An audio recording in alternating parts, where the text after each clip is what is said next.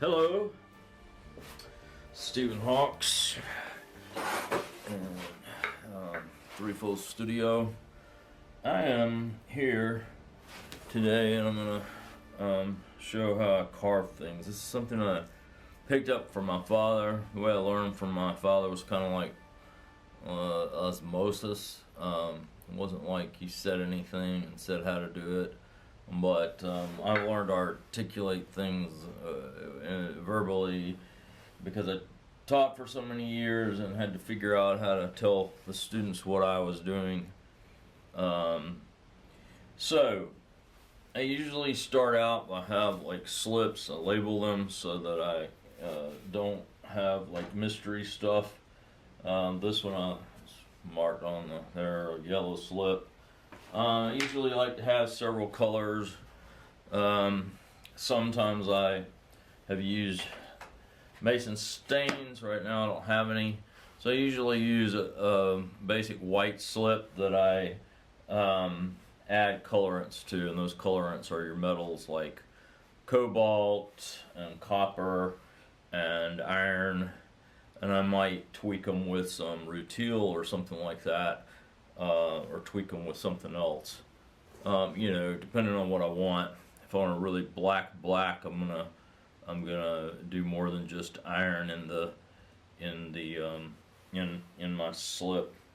But I've already trimmed this. It's leather hard, and I've got another thing ready that I'm gonna show you how I carve. But I start by applying a slip. This gives me something to do in terms of to see visually in terms of contrast between the clay color. The problem with the blue slip, it's really close to the clay color because it's kind of a pinkish color, a pinkish gray color, and so the clay is kind of grayish, slightly different.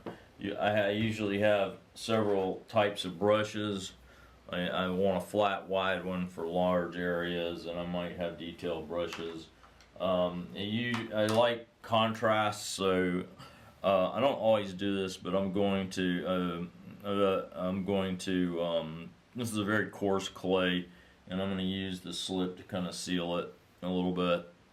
So I'm going to start by putting black slip, and since I'm going to try and do a little bit of detail, what I do is I do the rim black or brown, dark brown. And I use a smaller brush. These are mostly I use either painter brushes like for house painting, or I use the same brushes I use in my acrylic, or I get utility brushes, which you can get anywhere for like $1 or $2 at different places, including Dollar General, Dollar Tree, or Lowe's or somewhere like that. You get packs of them sometimes. They're just really basic. They actually work better for ceramics than some, unless you get really expensive brushes. But these are some relatively expensive. I am a pragmatist, and people give me things, and I use whatever I have available and try and figure out how it can be useful. I make a lot of my tools. I even make brushes, but those are more my Japanese style brushes made with deer tail. And I'm not a hunter, but I've known hunters and people that have hunters in their family, and I've occasionally asked them for deer tail because it's one of the best things that works. And I'm one of those people that I'm vegetarian mostly, but I'm not vegan. I believe in holistic farming. It's not the same as nature, but farming is similar to nature. You build a holistic structure, almost like an organism itself, and it has to have everything that's in nature. The right minerals, the right animals. Humans are, of course, a different thing. They're kind of an observational force that adjusts things. I'm going to take a sip of coffee here. This is one of my favorite mugs that my mother actually has of mine from Westville days. And you can see I kind of like, I've always done things where, maybe it'll show up, but I'm going to show something how to carve. That's the main purpose of this. Not just applying slips, but how to carve slips. And I'm gonna put a right now. I'm gonna put a yellow slip here. This one is kind of unusual because it was I'm pretty sure that it was a glaze that I had, or glazes that I had, that I had dumped some slip in it. So it's kind of a pale whitish yellow, and it works pretty well, but only in the slip stage. If I apply it as a glaze later, which you can do, it's lumpy, so this kind of helps smooth it out, and it doesn't interfere and bubble because it's not quite as thick as if I was using it like a glaze. So I get it kind of smooth, and what I like is like to find an area in which I'm going. You can see how coarse this is by what's left there, what's there, and I might need to use a different brush. If you want like texture, the fan brush is good. I'm doing a smooth surface so that I can carve well into it. Like I said, high contrast. I was going to use the blue slip, but I changed my mind because it seems like this stuff is drying enough that I can just, I had another piece ready. But if you go past leather hard, you can still do your carving. You just have to apply slip until it gets to where you can carve through it. And I like the slip to be slightly wet, but not so wet that my fingers smear it when I'm working on it. So yeah, here it is. I need a little bit of to get down where this groove is here. I'm gonna use this and gonna go right to the groove. Now I may not do all the carving all the way down there. So sometimes what I do is I will say, okay, well I want a band right there. So I'll just I'm not super precise all the time, but I have some things that are precise. My carving is definitely not precise. If I do pattern stuff, I don't measure. I know people that do. I think carving through slip probably goes back all the way to the Chinese, Japanese, Korean, like thousands of years. But I will use a combination of tools. So I like to have something that kind. This is my go-to for doing kind of repetitive lines that give a variation from the carve tools. So I'm going to use these two today. They're actually my favorite for this kind of thing. If I want to draw, I'll use a knife, and this is like an old steak knife. It's probably like 40 years old or more even. I don't know how old that is. And sometimes I'll just take the tip of of a regular wooden knife. This is what I made, so I was talking about making my own tools. So some of them I do, and this is a piece of hardwood that I've made, and you can see that it's not super sharp, but you can still, depending on what you use, you can even use, if you want to draw into it, you can use the tip of a pencil and you know, carve it how you want that pencil to work.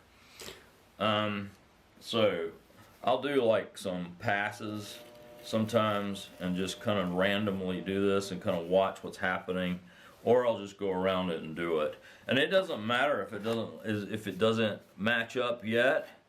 I'll just kind of play around with what happens, and you see you get like a double line there, and I might even go in and go around again, but might turn the corner even.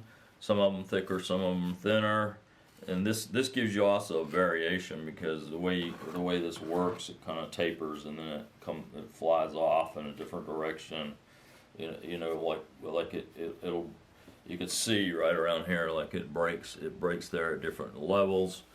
So I just get a basic motion going on here, natural. Like I said, I kind of picked this up from my father, but Charles Counts also carved into his work, and one of the masters of it is Cynthia Bringle. I love her carving, especially her later carving, what she's done. You know, in her early days, that carving was more, you know, she does really thick carving now. So some of what I've seen, I saw an exhibit down in St. Petersburg or near St. Petersburg. It might have been Tampa. I think it was St. Petersburg during the NSICA conference down there. But anyway, you can look at her stuff. So then, like, I can pick this up and work on it, which, or I can. So I know you can see this. I'm gonna just do it while it's sitting here. So I'll then take the edge of this and I'll kind of just quickly kind of grab it, and I'll follow the lines, and I'll start integrating it so that it will. I don't really care if it goes up sometimes above my marking lines. That's that's not a big deal. It's just so I'll just make patterns, and I'll try and interlock them and go deeper and sometimes thinner, thicker, and you have to have a feel for how thick the clay is, because you don't want it to be so thin that you carve through it, and you don't want to be too thick either so that it's heavy as all get out even if you carve it. And you don't carve just because you want to get the weight off. You carve because it's intended for the piece. So I've heard different things about weight too. So like, for mixing bowls and things like that, it's okay to have a little extra weight. You just want it to distribute it relatively evenly, so that weight, the piece is gonna last, is gonna like not chip as much from the spoon. That also depends on other things like the clay body itself, but you can see that from if a piece is really thin and you're using it for a mixing bowl, then you could easily break it with the spoon, just vigorously stirring or something like that. So, but then on the other hand, you have things like pitchers, and you don't want it too thin because you might actually break it, especially the handle. Use just picking up the water, the weight of the water, but you also don't want it too thick and heavy because you might wind up having it. So I can just keep playing with this. When I get, and sometimes I'll do like dots, kind of like dot patterns. Sometimes sometimes I'll let it actually not look like it's complete, and let it kind of go off and just stop, and then go in a different direction. Those are more geometric, but right now I'm trying to kind of make this kind of flow. Those are more common with me, to make just like a kind of natural flow. It's kind of like the way flow forms are in water, and the flow forms that imitate the patterns of water and streams and that kind of thing for the enlivening of water that is more in a domestic setting instead of a natural setting. So they have a similarity to Paisley, and I think I just came across something about the history of Paisley. Anyway, so this piece has been, now you can see, I could refine it later. What I kind of like to let it dry more before I kind of clean it up. And I also want to put another band of the brown or black at the top there. But you see, I did the yellow. This is kind of a nice kind of brown, amber looking yellow under a clear glaze. I like the way it looks when you get a little bit of streaking in it. So the last thing I need to do with this is to put my stamps on it and finish with that band of darker color at the top. And I can also just show you that, I try and get them centered. And I'm not like an absolute obsessive about evenness, and I felt a little piece of clay on there. But for certain things, I'll make relatively even stuff. You can see it's got a little bit of wobble to it. Sometimes that's from the drying. If there's more air currents coming from one direction or another, And sometimes that's just because the clay, when you're pulling it up, it just kind of goes in where it wants to go a little bit. Alright, so there's that. And I had another one here, and I'm not going to do it much differently, but this one's already been, like, got a brown at the top, brown at the bottom, or blackish at the top and bottom. Let's see if I can do this a little different.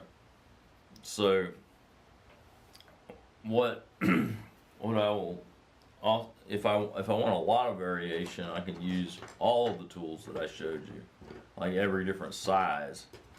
If I do a pattern thing, I can do like a different kind of thing. So I can go like that, and it gives you a variation in the line already. And I'll just do that around kind of at an angle, and I'll try and space it out where it's relatively even. And but I don't always match up the, it doesn't always come out exactly like I want it. But this one's doing pretty good. I'll just go in here and kind of match it up a little bit, and then I'll come back and I'll do this. So this is kind of a zigzag, kind of a triangle thing. And I do this a little different, and obviously it's not super even. I'll have some thicker and some thinner spaces, but I don't really worry about that. It's like, you can worry yourself to death about things being perfect. I appreciate things that are like that. I might, well, if I've got a good enough space there, I might put a circle there, and that'll be a part of the pattern. So. See, and you have to be careful when you get around the handle. There. So in that one, I didn't do what I was going to say, what I said I was going to do. But you could also use like this and get like a smaller line, right? So that kind of like gives you something else that can come through. So. Maybe I'll go over the top of this with that smaller line. Just give me a little bit of variation there. And then I'm gonna go ahead and use the smaller one, but I'm gonna accentuate what's already there. And sometimes I'll do like, okay, well, it's wider or thinner there, but I'm gonna still only do 3 on each one. This one I'm doing 2 because I already have that nice smaller lines in there, so I'm going to leave that and let that be a part of it.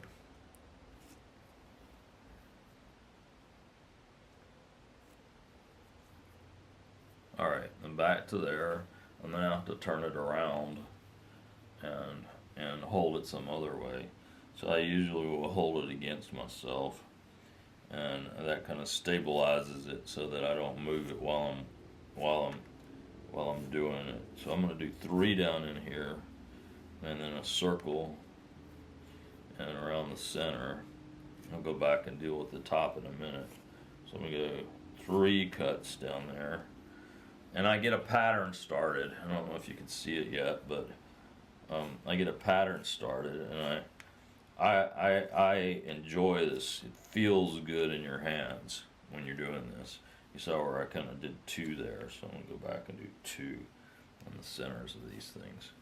So 2 on the inside, 1 around the whole thing, and then these are really fast movements too. And I may go back and refine the bottom part too, because I'm not like totally satisfied with it. And this is not always exactly the same. I don't always do the exact same pattern. So, and that's the thing about it. Even though I've done some of this stuff for, I've been working since I was 15 years old, and I've done it for years, decades literally. So even though I've done this for forever, I'm always experimenting. I'm always developing new ways of doing things, and that maybe for not, sometimes you get problems that way, and like especially if I'm fooling around with local clays and stuff, and I'm like have some kind you know, you don't quite know the local clays yet, and you can have some problems there. It's nice to be able to test, but I don't have a test kiln right now, so, and I'm looking at the way that this is going, so I'm gonna kind of follow some of this patterning here with this another line, a couple of lines at the top, somewhat following the pattern. So it's like it's patterns of motion as opposed to precise measured motions. There's a place for that. I mean, in architecture, you got to have some of that precision. You know, in the planning, you might be free and loose, but in the final thing, it'll fall apart if you don't really. Maybe I'll add something else here. Yeah, I'm gonna add a little divot there, and where I've got a little bit of space there. Yeah, that's kind of looking okay. And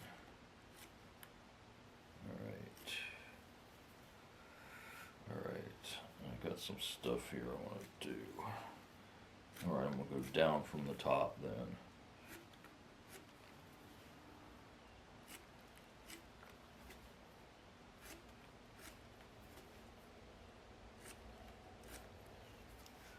Kind of funny because I didn't see some of this until I started doing it, so I've kind of changed what I'm doing while I'm doing it.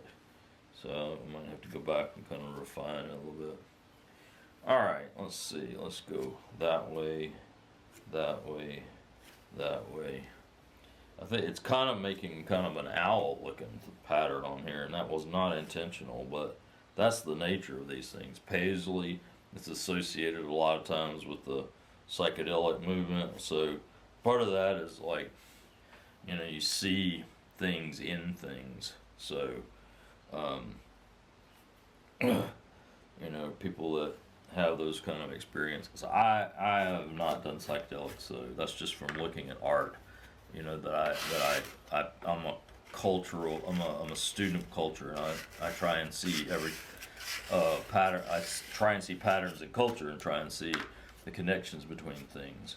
So like Paisley was really like part of the hippie movement too, and the Paisley patterns, one of the things about them is you can see things in them, and they're random. They're not making anything. They look like leaves, but they could look like other things as well. You could probably see faces in them, just like if you look at patterns in a sidewalk, or paint spatters on the road, or anything like that. So it's I could do more, but I think I'm gonna stop there. This is actually not like my normal carving, so I'm gonna let it speak for itself. It looks a little bit like tulips or something too. So you can see sort of an owl face in there. You see tulips, you can see all kinds of things, but that would be it. And I've got a kind of thin handle for me there, but I was gonna thought about putting a lug. Here's some other carved pieces. And these are a picture I made, and then another one over there, kind of and you can see I haven't cleaned the burrs off of them yet. So a little bit of crumble on them. I'll get that off before I bisque fire. You can also take a wire brush to them after you bisque, but you want to make sure that you don't leave dust on there. So I like this pattern here. That looks really quite nice.